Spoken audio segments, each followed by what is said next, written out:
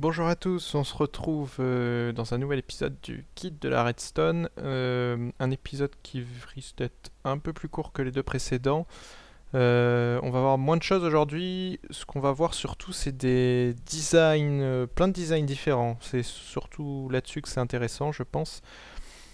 Aujourd'hui, on va se concentrer essentiellement sur la stabilisation de signaux ainsi que la détection euh, de signaux, mais alors de détection simple.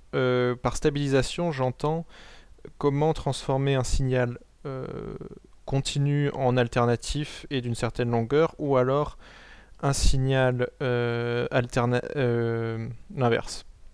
Ou alors un court signal en signal plus long. Donc c'est pas vraiment du continu alternatif, mais plutôt pardon, comment gérer les longueurs de signaux. On va commencer par les pulse limiters qui permettent en fait de transformer une impulsion en une impulsion plus courte généralement. Faut savoir une chose par contre, quoi qu'il arrive, pour que ça soit fonctionnel, il faut que, en ce qui concerne les pulse limiters, il faut que l'impulsion d'entrée soit au moins de longueur équivalente que l'impulsion voulue pour la sortie. Par exemple, si ici j'ai un pulse limiter qui me transforme n'importe quelle impulsion d'entrée enfin, qui me transforme une impulsion d'entrée en une impulsion de sortie de 2 ticks. Ça dure 2 ticks, hein. On le voit pas forcément, mais c'est 0,2 secondes, le temps que la lumière s'allume. Euh, et ça fonctionnera que si l'impulsion d'entrée est supérieure ou égale à 0,2 ticks, 2 ticks, pardon. Si elle est en dessous de 2 ticks, si elle est que d'un tick par exemple, le pulse limiter ne fonctionnera pas. C'est-à-dire que ça, c'est des circuits, ce qu'on appelle, on les regroupe dans un groupe, ce qu'ils appellent les circuits monostables. Donc on regroupe dans les circuits monostables les sustainers et les limiters. Et on les appelle monostables parce qu'ils n'ont qu'un état dans lequel ils sont stables. Et l'état dans lequel ils sont stables, c'est pour les limiters, c'est s'ils ont une impulsion d'entrée qui est au moins de longueur équivalente ou plus par rapport à l'impulsion de sortie. Et les sustainers, c'est pareil. Il faut que l'impulsion d'entrée soit plus courte que l'impulsion requise en sortie. Sinon, forcément, ça déconne. Donc, vous amusez pas à mettre des pulse limiters quand vous avez besoin de passer un signal de 1 à 3 ticks, par exemple. Utilisez un sustainer, c'est-à-dire qu'il faut allonger le signal. Alors que quand vous avez besoin de raccourcir le signal, il faut utiliser des limiters. Donc voici plusieurs designs différents, maintenant qu'on a fait l'explication théorique. Celui-ci est mon préféré, il permet de générer des impulsions de 1 tick, 2 ticks ou plus. Alors là ça va rien faire parce qu'il est trop court. Pardon. Donc c'est le repeater central à 3 ou 4 ticks. À 3 ticks ça vous fait une impulsion d'un tick et à 4 ticks ça vous fait une impulsion de 2 ticks. Évidemment, si vous voulez des impulsions plus longues, vous rajoutez des repeaters dans la bande centrale. Ici, on a 8 ticks, donc il faut retirer 3 ticks, comme j'ai dit, hein. Ici, par exemple, il est à 3... Non, il faut retirer 2 ticks. Ici, le repeater central est à 3 ticks, ça vous donnera une impulsion d'un tick en sortie. Euh, Ici, c'est à 8 ticks, vous enlevez 2 ticks, ça fera une impulsion de 6 ticks en sortie. Il faudrait compter, mais bon. Donc ça c'est les designs les plus courants on va dire. On peut transformer un peu ça pour en faire un que de 1 de largeur. Il est un peu plus haut en hauteur mais c'est exactement la même chose que ça. C'est-à-dire que la torche qui était sur le côté on la retrouve ici. Le fil qui reliait la torche devant on le retrouve au-dessus tout simplement. Donc pareil là ça va me générer une impulsion d'un tick puisqu'il est sur 3 ticks. Donc voilà, ça c'est vraiment les designs les plus courants. Après, vous pouvez utiliser aussi des pistons. Donc là, ça me fait un tick logiquement, parce que il faut deux ou deux ticks. Bonne question. Non, je crois que c'est un signal de 2 ticks. Bon, on va comparer. Comment comparer ça? Voilà. On va regarder laquelle de lampe c'était en premier. Et ça n'a pas marché évidemment. Voilà, là il est relié. Donc il y a un léger décalage d'un tick, mais vous voyez les deux durent un tick. Ça lag peut-être un peu avec Fraps, mais ça fonctionne bien. Donc, vous pouvez utiliser des pistons, mais bon, honnêtement, ça n'a pas trop d'intérêt. Sinon, il y a cette version-là aussi avec des repeaters. Pareil, l'avantage, c'est que c'est plus simple à calculer. La différence de tick, elle se fait au niveau des repeaters ici. Si je mets à 3 ticks et celui-là à 1, j'aurai 2 ticks d'écart. Donc en sortie, j'aurai une impulsion de 2 ticks. Là, j'ai 3 ticks d'écart. Donc en sortie, j'aurai 3... non, j'aurai pas 3 ticks parce que là, du coup... si, j'aurai 3 ticks, c'est ça. Ouais. Et si par contre, je les mets au même niveau... Alors là, j'ai une impulsion d'un tick aussi, mais ça devrait pas, ça devrait être à peine plus court. Donc voilà pour les limiteurs. Maintenant, les sustainers. Alors les sustainers, c'est pour allonger un pulse. Donc ici, je vais utiliser des boutons. Les boutons, ils ont 9 ticks. Et je vais les allonger pour que ça dure plus longtemps. Donc typiquement, celui-ci, vous voyez, la lampe reste allumée même quand le bouton s'est retiré. La lampe reste allumée longtemps. Comment ça marche? Je fais mon courant, là, je le sépare en deux. D'un côté, il va quasiment directement, donc avec un repeater. De l'autre côté, il passe une boucle un peu plus longue. Et il faut toujours que cette deuxième boucle-là, elle soit pas... L'écart en fait de délai entre cette boucle-là et cette boucle-là ne soit pas supérieur à la longueur de l'impulsion entrante. Ici, mon impulsion qui rentre dans le système, elle fait 9 ticks. Et entre ces deux systèmes, j'ai 8 ticks d'écart, donc c'est bon. Et par contre, qu'est-ce que ça va me faire au final? Ça va me faire une impulsion en sortie de 9, la durée du bouton, plus les 8 ici. Donc de 17 ticks. On pourrait calculer, mais donc ça double quasiment la longueur du bouton. Donc ça c'est le design le plus courant. Le problème c'est que ça utilise pas mal de repeaters si vous voulez allonger de plus, parce que comme je vous ai dit, hein, cette boucle ici ne doit... La différence entre ces deux lignes là ne doit pas être supérieure à l'impulsion d'entrée. Rien ne vous empêche par contre de rajouter une troisième ligne derrière. Et pareil, la différence entre ces deux lignes adjacentes ne doit pas être supérieure à l'impulsion d'entrée. Et vous pouvez rajouter plein de lignes comme ça. Mais ça utilise beaucoup de repeaters. Une autre solution est d'utiliser des pistons. Vous utilisez deux pistons non sticky en face l'un de l'autre. Et vous voyez que... Alors celui-là, il est à décalage. C'est-à-dire que ça s'allume qu'au bout d'un certain temps. Mais vous voyez, ça reste allumé longtemps par rapport à mes 9 ticks d'entrée. Celui-là, ce système-là, c'est exactement le même que celui-ci, sauf que la lampe, elle est reliée à l'entrée directement. Donc dès qu'on appuie, ça va s'allumer. Mais par contre, vous voyez que ça dure plus longtemps que mes 9 ticks. Et comment ça marche? Bah, c'est juste un système qui boucle sur lui-même. Et là, on a un swapper qui nous permet de faire passer le courant et ensuite ça l'élimine. Et ça, on peut le faire sous forme avec une RS, donc avec une mémoire. Comme ça, c'est sous forme silencieuse.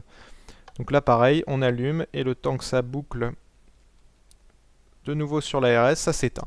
Et vous l'avez sûrement vu dans mes constructions, j'utilise souvent ces choses-là, c'est-à-dire une mémoire qui boucle sur elle-même. C'est la méthode que je préfère quand j'ai besoin d'allonger des impulsions.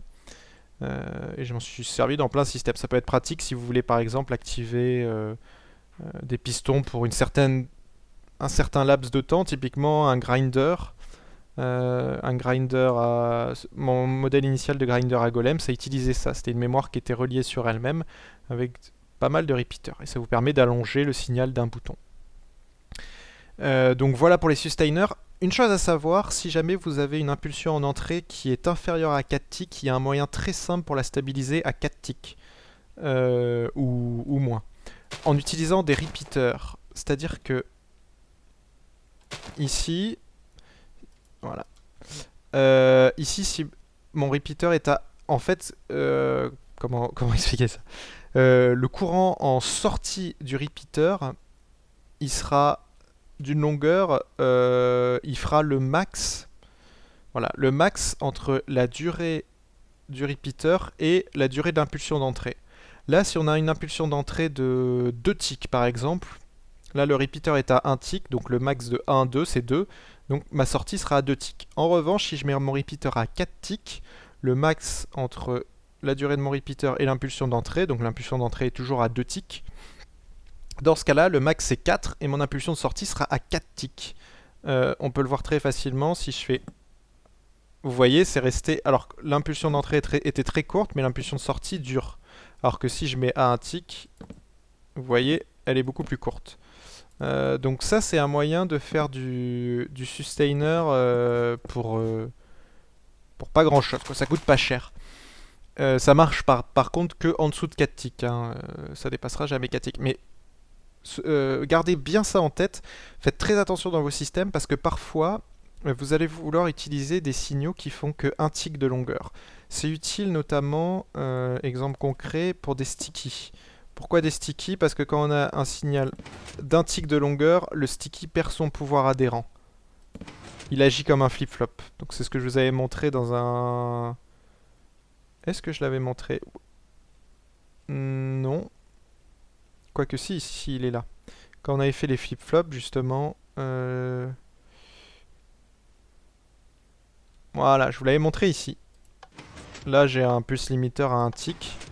Donc, parfois, vous avez besoin justement d'avoir votre signal à un seul tick de longueur, mais vous voulez le propager assez loin. Et pour ça, vous utilisez des repeaters.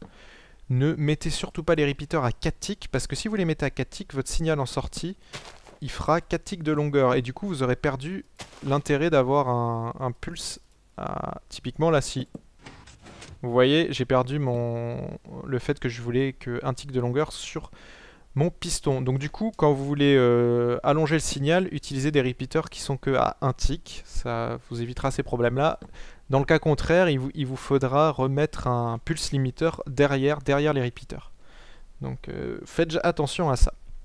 Voilà, et on va finir par de la détection de signal, ce qu'on appelle les edge detectors. Ça permet de détecter des montées de signal ou des chutes de signal, voire les deux. Et ça peut être pratique pour différentes raisons. Globalement, l'intérêt, enfin, là où c'est le plus utilisé, c'est quand vous voulez transformer l'effet d'un levier en bouton. Et ça, c'est le double edge detector qu'on va voir après. Alors, comment ça marche?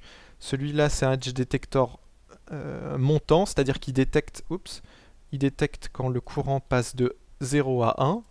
Là, la lumière s'est allumée. Par contre, quand il passe de 1 à 0, ça détecte rien. Celui-là, c'est un edge detector descendant. Il détecte quand ça passe de 1 à 0. Donc là, quand on monte, ça fait rien. Quand on descend, ça détecte. Donc ça peut être utile dans certains cas à voir, hein. Typiquement, j'en ai utilisé des edge detectors dans mon détecteur de jour-nuit.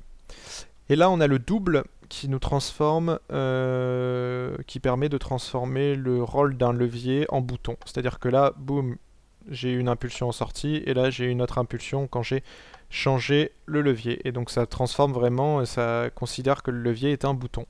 Alors après, évidemment, là, j'ai des impulsions courtes en sortie, mais vous pouvez les allonger en jouant sur ces repeaters-là. Donc là, par exemple, ici, je vais le construire un peu plus loin, je vais vous montrer. Ça, voilà, on va faire un truc assez long. On va faire le montant. Bon, je peux faire les deux à vrai dire. Ouais. On va faire les deux, comme ça vous aurez un aperçu. J'ai pas besoin de mettre de là. Hop. Hop là. Voilà. Et via un jeu de repeater, vous allez voir que là, ça va durer beaucoup plus longtemps. Que je me trompe pas, l'entrée doit être comme ça, c'est quelque chose comme ça.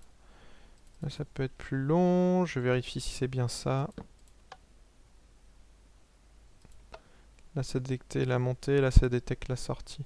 Si maintenant je fais ça, la montée est très longue, la descente est très courte. Alors c'est toujours difficile de les combiner les deux. Le plus simple c'est que vous en construisez un montant, un descendant, les uns à côté des autres, pour pouvoir stabiliser le signal. Mais grosso modo en fait, il suffit pour cela, si je considère ce système-là, il vous suffit d'allonger une partie des repeaters là où c'est le plus long. Ici le plus long c'est sur ce repeater-là, donc vous en mettez plus. Ici le plus long c'est sur ce repeater-là, donc vous en mettez plus. Et du coup en sortie vous aurez un signal allongé. Donc, hein, vous voyez, mais ça transforme bien l'action d'un levier en bouton, donc c'est pour ça que ça c'est plutôt pratique. Oh, pardon encore. Donc c'est surtout pratique d'un point de vue esthétique, quand vous voulez utiliser vraiment un levier place d'un bouton, mais ça peut avoir un intérêt dans des systèmes. J'en ai utilisé pas mal dans la Batcave des Edge Detector. Donc voilà pour cet épisode. Le lien de la map est dans la description, comme d'habitude. Et on se retrouvera la prochaine fois, sûrement, pour faire les butt switch. Il y a pas mal de choses à voir là-dessus. Donc on verra tout ça la prochaine fois. Allez, bye bye.